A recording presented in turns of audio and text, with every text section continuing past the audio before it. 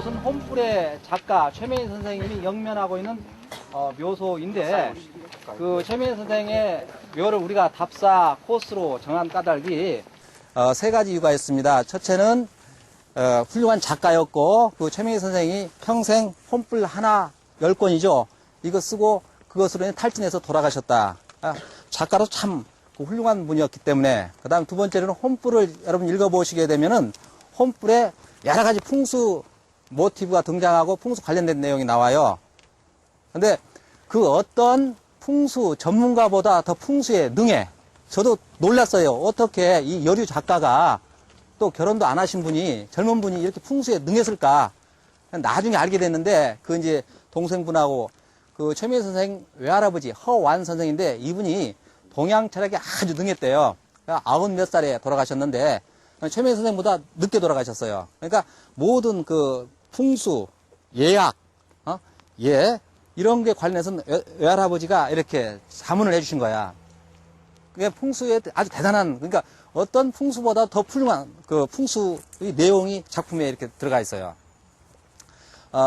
그것 때문에 이제 또 한 번 우리가 여기 답사 코스로 이야기했던 거고, 그리고 그것은 여러분들 그 배포해드린 두 번째 페이지에 보시면은 거기 양반의 풍수하고 1번, 2번에 천민의 풍수, 뭐 이것도 여기서 양반상금 따지느냐 풍수에서도 이렇게 생각하시겠는데 그것이 아니고, 아무튼 요건 나중에 다시 말씀드리고, 그 다음에 세 번째로는 여기를 우리가 답사 코스로 정하게 된 까닭이, 제가 여기를 직접 소점을 했기 때문에 이 일대에서 최선의 선택, 그러니까 이게 뭐 최고 좋은 자리라고 할 수는 없지만은 여기서는 가장 그 최선 선택을 한 곳이다. 그래서 그런 이유 때문에 여기를 답사 코스로 정했습니다. 이제 여기를 정하게 된 까닭이 최명희 선생님의 그 생가와 모교가 이 앞에 있어요. 바로 전북대. 그걸 바라보고, 그 다음에 아마 지금 여러분들 그것은 아직 하지 않았을 거예요. 12주차의 강의인가 무력론, 형국론이 있습니다. 그러니까 풍수에서 뭐 맹호 출입니다. 뭐 선인 단자양이다. 이런 거 있죠. 뭐 그런 것으로 이야기하자면, 여기에 전주에 이 무덤의 주산이 저기 기린봉이라고 있는데, 여기서는 잘 안 보입니다. 나무 가려서. 앞에 보여요. 산이 쭉 내려와서 한 바퀴 돌아서 이쪽으로 이렇게 돌아왔어요. 이 산을, 우리가 산능선을 용이라고 했죠. 드래곤. 산 능선을 용이라고 해요. 그 산 능선 따라 땅 기운, 지기가 흘러간다고 보고 있어요. 그래서 산 능선을 찾는 게 굉장히 중요합니다. 그래서 그런데 기린봉이라는 그 높은 산에서 산 능선이 쭉 돌아서 이쪽으로 이렇게 여기까지 왔어요. 산 능선을 뭐라고 했죠? 용이 돈다. 도래자. 회룡이 되겠죠? 돌아서 자기가 출발했던 그 할아버지 산을 되돌아보는 거. 할아버지 산을 되돌아보는 거. 그래서 회룡고저라고 하죠. 자, 우리가 달리기를 할 때 반드시 달리는 것이 힘이 강합니까? 빙빙 돌면서 하는 게 힘이 강해요. 직선으로 달리는 것하고 이렇게 돌아가면서 달리는 거, 어떤 것이 더 속도가 빨라요? 직선이죠? 산이 이렇게 삥 돌면 힘이 있어요, 없어요? 힘이 약해. 그런데 자기가 떠났던 곳을 다시 뭔가 미련이 있어서 되돌아보는 거야. 아쉬워서. 가다가 되돌아보고, 가다가 되돌아보고. 그건 정치가 또는 군인들의 어떤 땅일까요? 아니면 예술가나 문인의 땅일까? 예술이죠? 이게 회룡고조는 예술가의 땅이라고 이야기를 해요. 이제 그러저러한 이유 때문에 여기에 자리를 잡았죠. 뭐 이제 대충 대략적인 것은 그 정도고, 우리가 여기서 조금 공부해야죠. 시험 문제 나옵니다. 요거 양반의 풍수하고 천민의 풍수라고 했는데, 이걸 여기서 잠깐 좀 말씀을 드릴게요. 요거 꼭 시험 문제 나옵니다. 모두 아시겠죠? 거기 양반의 풍수라고 게 그게 뭐냐면, 이 홈불의 작중 주인공 청안부인이죠. 청안부인이 지나가면서 이렇게 어떤 곳을 쫙 지나가다 보면서 보니까 좋은 자리가 있어. 정말 좋은 자리야. 묘를 하나 써도 좋겠고 아름답게 정자를 하나 지어도 좋겠어. 근데 그곳이 민촌이야. 그러니까 평민들이 사는 마을이에요. 그 혈의 존재를 모르고 거기다가 소를 묶어놔서 소가 풀을 뜯게 하고 있어. 그러니까 소똥을 싸고 있잖아요. 그 좋은 혈처를. 그걸 이제 빗대어서 이야기하면서 이야기를 한 것이에요. 여기 한번 보실까요? 그 네모친 것만.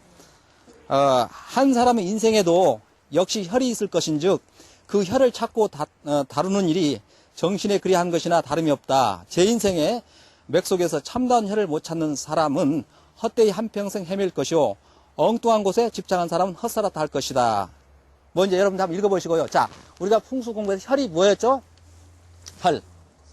용어 설명 배웠죠? 자, 내룡, 청룡, 백호, 주작, 혈. 반복해 드려요. 왜 그런지 의도를 아시겠어요? 그건 쓰셔야 합니다. 혈이 무엇이냐? 용어 설명에 나옵니다. 혈이라고 하는 것은 최종적으로 사람이 사는 곳이라고 있죠? 사람, 어떤 사람? 산 사람, 죽은 사람 다 사람이에요. 우리는 서양과 달리 서양의 사람이 죽으면 그냥 시체에 지나지 않아요. 근데 우리는 죽은 사람도 사람이야. 그렇기 때문에 죽은 사람에게도 집이 필요할 거 아니에요. 그게 음택이고 묘지예요. 죽은 자를 위한 집이 필요하다는 거죠. 그래서 혈이라고 하면 집이다. 근데 왜 혈자가 들어갔느냐? 구멍 혈자를 쓰잖아요. 이렇게. 그게 원시인들의 주거 형태가 혈거식이었습니다. 즉 움집, 동굴집. 그러니까 혈이라고 하는 건 사람이 사는 집이다 하는 거예요. 근데 자, 우리가 집을 혈이라고 하는 것을 어떻게 또 표현했죠? 여러분들 강의 3단원인가 4단원에 보면은 그 홍성담 선생의 그 명당도가 있죠? 그 기억나십니까? 혈에 귀화집이 그려져 있고 밥이 이렇게 있었죠? 우리가 집이라는 건 어떤 거예요? 사람이 쉬는 곳이잖아요. 그죠? 가장 편안하게 내 육체나 정신을 쉴 수 있는 곳. 영혼의 고향, 존재의 고향. 또 밥이 그려져 있었죠? 밥이란 건 내 육체를 키워줄 수 있는 것. 어떻든 간에 혈이라고 하는 것은 가장 자기 자신의 어떤 존재의 어떤 핵심. 이렇게 보는 것이죠. 혈을 찾는 거. 그러니까 여기서 이제 이 작중에서 청한부인을 통해서 혈을 찾는 거. 인생에서 혈을 찾는 게 뭐, 아마 뭐 여러분들 대충 이해되시죠? 뭐 이제 자기 각각의 인생에 있어서 이렇게 이야기를 한 것이 있겠고요. 그래서 이런 그 혈 찾는 거, 풍수의 핵심은 혈을 찾는 것이라고 다 이야기를 해요. 그게 뭐냐면 좋은 명당자를 찾는 거야. 거기에 무덤을 쓰거나 또는 집을 짓고 살면 그렇죠. 처음에 집을 짓고 살 때 털을 잘 잡아야죠. 잘못 잡으면 망해 나갈 수도 있고 여러 가지죠. 근데 무덤도 마찬가지예요. 좋은 터에 잡으면 오래오래 그 무덤이 가고 많은 사람들이 찾음을 받게 되고 예쁨을 받죠. 근데 이제 그 다음에 그 천민의 풍수라고 하는 것은 뭐냐면 여기 여러분들 그 강의록이 다 있습니다. 있는데 다시 한번 여기에 가졌는데 조선조의 8천 8종류의 8가지 직업의 천민이 있었죠. 지금 그런 말 하면 맞아 죽죠. 근데 그 당시에는 노비, 승려, 백정, 무당, 광대, 상역군, 기생, 공장 등을 천민으로 해서 그 사는 곳도 제한시키고 결혼도 함부로 남들 못하고 같은 이런 거 있죠. 근데 거기에 여기 작중 주인공의 홍술이라는 사람이 있어요. 홍술이 어떤 사람이냐면 무당의 남편, 무부예요. 무당은 절대 다른 사람하고 결혼 못하고 무당 가족끼리만 결혼을 해. 그리고 지금은 뭐 굿하는 사람들도 무형문화재가 되고 해서 존경을 받지만 그 당시에는 너무나 이렇게 천실이었죠. 근데 이 홍술이라는 사람이 아들을 늦게 낳고 그 아들이 또 늦게 손자를 낳아. 근데 손자를 낳으면 얼마나 이쁘고 귀엽겠어요. 근데 가만히 생각해 보니까 이 손자도 자기처럼 나중에 무당 남편이 될 거란 말이야. 그래서 또 천대를 받을 거란 말이야. 이게 생각하니 가슴이 메어져요. 그렇다고 내가 뭘 잘 해줄 수가 없어. 그래서 생각고 한 것이 뭐냐면 자기 땅 높고 그래서 그 다음 페이지 한번 보실까요? 여기인데 이건 만약에 내가 죽어서 아무것도 해줄 수 없는데 내가 명당으로 들어가서 명당에 내가 묻힘을 맞는다면 그 명당 발복이 손자한테 갈 거 아니냐. 그럼 손자가 뭔가 나보다 나은 인생이 될 거 아니냐. 이렇게 생각을 해요. 근데 이 천민 그 홍술에게는 땅이 없죠. 어떻게 하겠느냐. 생각고 하다가 그럼 좋다. 양반집은 좋은 명당을 다 썼다. 그렇기 때문에 그 양반들이 잘 사는 거다. 그러면 양반집의 명당을 살짝 내가 들어가면 되지 않느냐. 암장. 그래서 아들한테 며느리를 불러서 내가 죽거든. 일단 안 좋은 곳에 아무 데나 그냥 묻어라. 그래서 내 설이 다 썩고 나면 뼈를 추려가지고 좋은 양반집 명당에다가 살짝 모르게 갖다 집어넣어달라. 물론 도덕적으로 비난을 받아야죠. 하지만 이 홍술 입장에서는 그렇게 해서라도 가난과 천대의 그 굴레를 벗어나게 할 수는 누구로 하여금 손자로 하여금 이제 그 장면입니다.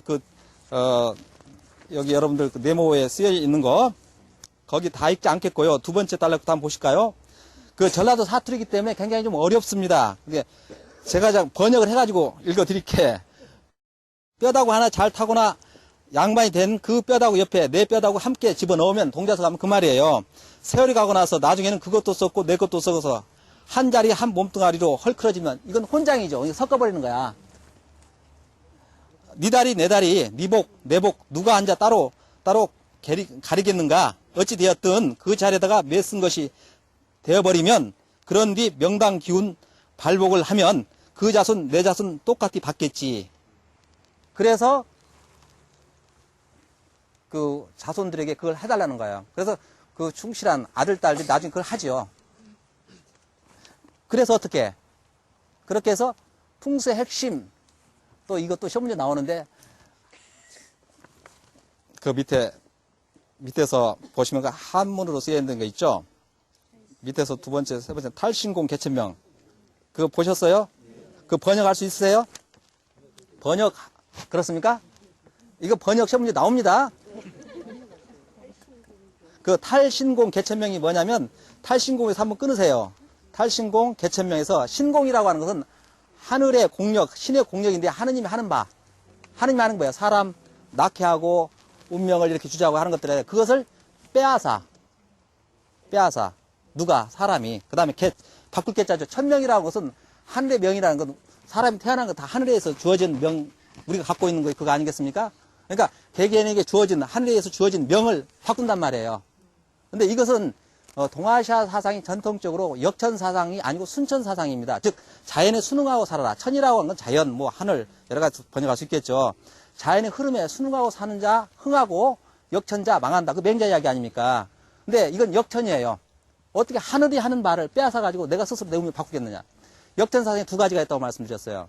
아, 다음 주에 나옵니다. 하나는 금단 사상이죠. 불로장생의 약을 먹고서 오래오래 사는 거. 그건 한 개인에 한정된 거고, 두 번째로는 풍수입니다. 풍수는 내가 집안이 어렵고 힘들다. 그러면 그걸 바꿔야 할 거 아닙니까? 근데 바꿀 여력이 없어. 아무것도. 그럴 때 명당을 쓰는데 정치인들이 대선 후보로 나선 사람들이 계속 이장을 하고 삼성 이병철 회장, 뭐 진즉 돌아가셨죠. 그분이 그 아버지 묘를 몇 번 이장하시지 아십니까? 7번을 하셨어요. 삼성은 뭐 사주, 풍수, 옛날 이병철 회장 때 뭐 많이 봤던 거 유명하죠. 근데 그게 옛날이 아니고 지금도 마찬가지라는 것이죠. 그래서 그러니까 좋은 자리를 써가지고 운명 바꾸는 거. 근데 홍수리라는 가난한 사람 입장에서는 자기 땅이 없으니까 남은 명당에 들어가서 후술의 운명을 바꾸겠다 하는 거죠. 그게 바로 적극적으로 자기 운명을 개척하는 사상이죠. 그러한 것들이 혼불에 있습니다. 뭐 이걸 제가 한번 여러분이 직접 읽어보시면 더 실감나게 이해할 수 있을 겁니다. 우리가 풍수 공부를 하고 나서. 자, 이 정도 해서 대충 설명을 드리고, 그 다음에 이제 나중에 올라가서 뭐 참배 좀 하시고요. 여기 이제 풍수적으로 설명을 좀 드려야죠.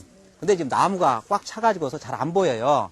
안 보이는데, 요 무덤 뒤에 이 일이 산 능선이 안에 내려옵니다. 이렇게. 그리고 여기를 좀 약간 조성을 했는데, 약간 도도록하게, 전라도 사대 보리차댕이라고 하는데, 약간 도도록한 부분이 있었어요. 작은 기운이 뭉친 건데, 거기를 잡고, 그 다음에 이쪽에 저 나무들 우거져 있죠? 그 산능선에 내려갑니다. 그게, 여러분 보시기에는 오른쪽이지만 항상 동아시아는 등을 대고, 방위 개념을 정한다. 그러면 좌우가 되죠? 그러면 좌청룡, 우백호, 블루, 드래곤, 화이트, 타이거. 그 다음에, 여기 영어가 잘 되냐, 오늘? 그 다음에 요 뒤에 산 능선이 저쪽에서 흘러오는데, 내룡, 올레자, 용룡자. 그게 전기줄과 같은 거다. 전기를 타고 간다. 그래서 이게 전구에 비유하시면 돼요. 여기 이제 불이 딱 켜지는 곳이다. 좋은 기가 뭉치는 딱 무덤을 쓰거나 사람이 살게 되면 그 좋은 기를 받아서 잘 된다는 거죠. 잘 되려면요. 돈 많이 벌려면 어디로 가야지 돼요? 돈 많은 사람하고 만나야 할 거 아니에요? 정치가가 되려면 여의도로 가야 할 거 아니에요? 가서 부두를 닦아주든 뭐 하든 정신을. 개밥을 주든. 뭐. 그 다음에 훌륭한 학자가 되려면 훌륭한 선생님들 자주 만나야 할 거 아니에요. 마찬가지예요. 좋은 땅. 그래서 이제 그러한 것이죠. 그 다음에, 청룡백호. 그 다음에 뒤에 여기는 현무가 잘 안 보여. 저 뒤로 갔어. 횡령이기 때문에. 그 다음에 앞에 안산, 주작이라고 하죠. 잘 안 보이는데 전북대 앞에 저건 봉우리가 있죠. 그래서 이렇게 풍수 기본 개념은 이 정도만 하시고, 나중에 저 모학산 가면 좀 전망이 더 뛰어날 겁니다. 그때 또 자세히 설명을 좀 하도록 할게요. 질문 있으세요? 저는 예. 일개의 국가도 네. 좌측면 500호가 개념이 생기면 됩니까? 나라도? 우리 한반도를 봤을 때. 그러면 이제 한반도 중에서 저 중국이 500호가 되겠고, 좌청룡이 저 일본입니까? 미국입니까? 그쪽이 되겠고, 안산이 저 제주도, 뭐 이제 그렇게 하겠죠. 근데 실제 그렇게 볼 수 있죠. 예. 근데 그거는 국가 잘못하면 쇼비즘으로 가요. 다른 나라 다 똑같아요. 거기서 보면은 여기가 좌청룡에 해당되는 거였고. 예. 자, 다른 질문 있어요? 네, 저 하나 더. 예. 수목장을 많이 쓰잖아요. 네. 수목장. 네. 수목장하고는 어떤 관계가 있는지. 어차피 사람이 한번 죽게 되면 그 죽음을 처리해야지 돼요. 근데 그게 각 나라마다 틀립니다. 이제 지형이랄까, 기후랄까. 예컨대, 저 알래스카 같은데 이런 데서 사람 묻으면 100년 돼도 동태로 꽁꽁 얼어있겠죠. 그 다음에 어떤 곳은 빨리 상하고. 그래서 그 각 나라마다 달라요. 매장 양식이. 그리고 우리나라를 봐도 고려와 조선의 매장 양식이, 죽음의 처리 방식이 틀립니다. 고려는 국교가 불교였어요. 불교에서 사람이 죽으면 한 바퀴 돈다고 생각하잖아요. 착한 짓 하면 사람 되고, 나쁜 짓 하면 개 되고, 개보다 못한 놈도 되고. 이제 그게 이제 윤회 사상 아닙니까? 사람이 죽으면 빨리 이 낡은 옷을 벗어버려야 해요. 그리고 이 육신이라고 하는 더러운 걸로 봤어. 그래서 화장을 하죠. 근데 화장을 해서 그 다음에 어떻게 했느냐? 귀족이나 왕실 또는 큰 스님들은 좋은 자리에 무덤을 만듭니다. 자, 그 다음에 조선조에 와서는 국교가 유교가 됐어요. 유교에서는 충과 효가 가장 중요한 실천 덕목 아니겠습니까? 그리고 효가 뭐예요? 신체 발부 불감해서 효지 시야. 그런데 하물며 부모의 시신을 불에 태운다. 그건 있을 수가 없는 거예요. 그게 조선 성종도까지 갑니다. 고려의 그 흔적들이 화장을 계속 했었어요.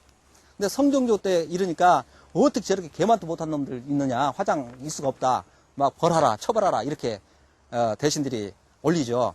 근데 이제 조선조에서 묘지풍수로 이렇게 돌아가는데, 그래서 매장, 사람 죽음의 처리 방식도 국교나 종교에 따라 다를 수밖에 없고, 아마 여러분들께서도 매장이냐 화장이냐 하는 것은 각각 인생관이랄까 종교관에 따라 다를 수밖에 없고, 또 개인의 능력에 따라 다를 수밖에 없어요. 근데 요즘 수목장이 나오는데, 납골당을 수년 전까지는 많이 했습니다. 보건복지부에서도, 저도 이제 보건복지부 장례, 문화, 선도, 이것 때문에 활동을 좀 하고 하는데, 요즘 납골당 더 이상 권하지 않아요. 왜? 전국에 그냥 납골당이 이렇게 쌓이는 거야. 밤에는 무섭거든요, 그게. 오히려 무덤보다. 그리고 납골당에다가 유골을 안치하면 이게 벌레가 끼고 안 좋아요, 습하고. 오히려 또 다른 환경 파괴예요. 왜냐면 그 돌을 하나를, 그런 납골당을 만들 수 있는 돌을 캐려면 엄청난 산을 파괴를 해야지 돼요. 요즘 중국에서 수입해 옵니다. 나중에 처리를 못 해요. 그래서 이제 대안이 수목장인데, 수목장은 우리에게 안 맞습니다. 근데 독일은 우리처럼 건조기가 없습니다. 그 다음 온도가 항상, 그리 춥지도 않고 덥지도 않고, 그래서 겨울에도 나무가 자라. 그리고 항상 습해. 그러니까 산불이 날 염려가 없어. 근데 우리는 산불 많이 납니다. 이제 그런 이유도 있고, 요즘 수목장을 또 그게 돈이 된다 하니까 영리로 목적으로 해서 하고, 또 우리에게는 죽음의 어떤 생사관이 좀 달라요, 유럽하고. 왜냐면 기독교에서는 사람이 죽으면 그 영혼이 하나님께 가버리기 때문에 시신에 지나지 않고, 근데 이제 매장을 그쪽에서 하는 것도 그 예수의 부활 개념 때문에 매장을 하죠. 이런 것 다르다. 그래서 우리에게는 수목장이 그렇게 썩 맞지 않는 것 같다. 그럼 차라리 화장을 하셔가지고, 만약 화장을 하신다면 죽은 자의 공간을 좀 만들어주는 거예요. 여러분 집안에서 제사 몇 대까지 모시세요? 3대. 요즘, 원래 이제 경국대전에 보면 조선의 헌법서라고 할 수 있는 경국대전에 보게 되면은 3품에서 8품까지는 3대. 8품 이하 일반 그 백성들은 2대 부모만 살아. 그다음에 그 이제 이상은 뭐 불촌이로 가기도 하고 그러는데 근데 주자의 예법이 아름답다고 퇴계 이황 선생님이 말씀을 하셨어요. 근데 주자가 4대를 봉서를 주장했어. 왜 그러느냐? 그 혼이 4대까지는 있다고 봐요. 그래서 군자의 유택도 소인의 유택도 혼이 5대가 되면 사라진다. 근데 그걸 현대직은 다시 계속 해석을 해보신다면 지금 나이 든 사람들은 옛날에 증조 할머니 할아버지 상할머니 보신 분 많아요. 그러면 그분이 돌아가셨어. 그러면 한 번 정도 1년에 한 번 정도 죽은 날을 기억해 줘야지 않겠느냐 하는 거예요. 그러니까 내가 만난 사람의 그 경계가 거기야. 죽은 자와 산 자의 그 한 번의 만남이거든요. 그래서 제사상사님께 와서 오셨으리라 생각하고 그 잠깐의 만남을 갖는 시간이거든요. 그게. 그런 것은 참 아름다운 저는 낭만적 세레머니라고 하는데 제사를 이야기 좀 많이 다른 데로 올라갔습니다만 수목장 그래서 죽은 자의 무덤을 어느 정도까지는 할머니 내가 했으면 독일 같은 데 보면은 자기가 좋아하는 그 할머니 그러면 꼭 주말 그 미사나 예배 보고 나서 가서 잠깐 추모하고 그 다음에 없애버리고 다른 무덤 쓰고. 근데 이제 조선조에서는 또 묘지 풍수가 유행했던 까닭이 자 지금 경제가 어렵다고 하는데 뭐 주가 떨어지고 기름값 떨어지면 그 돈이 어디로 갑니까? 저는 뭐 경제 잘 모르니까 어디로 가야 할 거 아닙니까? 어디로 투자를 할 거 아니에요. 근데 우리나라 같은 경우는 땅덩어리는 좁고 인구는 많아. 인구密도가 높죠. 그래서 땅에 대한 선호도가 높을 수밖에 없어요. 근데 조선조에 왜 묘지 풍수가 유행했느냐면 자 여기에 무덤을 썼어요. 여기 썼어. 그러면 좌청룡은 남자 명예 벼슬을 주관하는 걸로 봐요. 좌청룡이 좋으면 남자 명예가 발달한다. 후손 중에서. 우백호가 좋으면 여기 우백호 산 능선이 저기 있는데 이게 좋으면 여자, 재물, 예술이 발달한다. 그러면 부귀는 다 갖춰야죠. 그러면 내가 여기 무덤을 썼어. 우리 아버지 무덤을 썼어. 그러면 청룡 저게 내 땅이 아니야. 남들이 무덤 쓸 수 있죠. 깎아버릴 수 있죠. 그럼 안 되잖아요. 그러면 땅을 사들여야 할 거 아니에요. 그러면 이 일들을 다 내 땅으로 사드립니다. 사드리면 이 앞에 논밭이 형성돼요. 논밭에 농사를 지어. 그리고 산지기를 두어. 그러니까 조선조에는 무덤을 하나씩 띄엄띄엄 띄었습니다. 있는 집안은. 몰아쓰지 않아요. 왜? 그렇게 하면서 그게 선산이 생기고 논밭이 생기잖아요. 그러니까 조선조에 재테크 방법이 없었어요. 물론 양반 중에서도 인삼장사를 하거나 고리대금업을 했어요. 근데 그 사람들은 비난을 받았어요. 이게 비난 안 받고 재산을 은밀하게 후손들에게 넘겨주시는 방법이 이거밖에 없었어요. 그래서 이게 가을에 성묘하는 것이 조상 찾아가는 것도 되지만 그래 척황조사하는 거예요. 이렇게 가서 올해 농사 얼마 졌냐. 근데 요즘 주변에 보세요. 성묘하기 귀찮다고 조상들 싹 파서 파서 다 묶고 팔아버려. 그게 망하는 지름길입니다. 혹시 여기 충남에서 오신 분 계세요? 충남 연기 공주가 행정수도가 될 뻔했다가 이혼 소송 때문에 이제 행복도시 줄어들었는데 제가 거기 자문위원 및 TF로 계속 활동을 했었어요. 그래서 이제 많은 사람을 만나고 또 설득을 해야 할 부분이 많아요. 그런데 이제 익숙해진 주민들에게 이번에 보상을 많이 받으시는데 그거 어떻게 하시길래요? 문중길이 받기도 하고 개인이 받기도 해. 뭐 몇십억, 10년 이렇게 받는 집안도 있어요. 그러면 두 가지가 딱 나뉘죠. 하나는 그 보상 받은 돈 그대로 후손 n분의 1을 하겠다. 나눠 먹겠다. 그러면 어떻게 합니까? 쌈 납니다. 그래서 대전의 법원에 소송이 2배로 늘었어요. 최근에. 왜 그래? 그것 때문에 전부. 망하죠. 집안 망하죠. 근데 또 어떤 집안은 그 보상받은 돈으로 이 논산이나 금산 이하로 가면 땅이 싸니까 똑같은 양의 땅을 사겠다. 그래서 돈이 남는데요. 대전이나 서울대 빌딩을 하나 사서 임대사업을 해서 후손들 장학사업을 쓰겠다. 그러면 누가 집안이 오래 갑니까? 부자죠. 그래서 명당을 쓴다라는 것이 명당 문자 그대로 여기서 신비적인 힘에 의해서 그 발복을 받는 것도 될 수 있겠죠. 저는 그걸 믿으니까. 그래서 아까 그런 명당 발복설 이유도 있지만 부동산 재산 관리 차원에서 땅에 대한 선산에 대한 명당 좋은 땅 우리 그렇잖아요. 어떤 물건도 좋은 건 다 좋아해요. 그죠? 땅도 좋은 땅 다 좋아해요. 예. 우리가 하나의 풍수 강의를 들었으면 뭔가 인생에 도움이 돼야 할 거 아닙니까? 제가 확실하게 여러분 돌파리를 만들어 드리거나, 그래서 그런 거 먹고 살게 하거나, 아니면 좋은 명당을 잡아서 후손을 잘 되게 하거나, 예. 뭐 질문 있어요? 없으면, 이렇게, 예, 이렇게 한 바퀴 돌아보시고, 예, 올라가, 단체로 하시면.